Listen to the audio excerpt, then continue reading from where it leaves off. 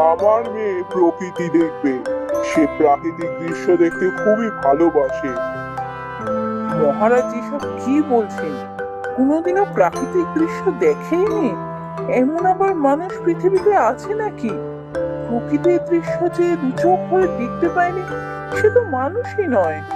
কি হলো নবীন, কি এত ভাবছো? না মহারাজ, কিছু ভাবিনি। আপনি যেমন বলছেন তেমনই হবে। আমি প্রকৃতির সৌন্দর্য নিজের তুলিতে তুলে ধরবো। এরপর থেকে নবীন সারা দিন রাজবাড়িতে বসে আঁকতো। রিংলি, তোর হাতে ওগুলো কি রে? কি সব নিয়ে এসেছিস? রাজকুমারী, মহারাজ এগুলো আপনার কাছে পাঠালেন।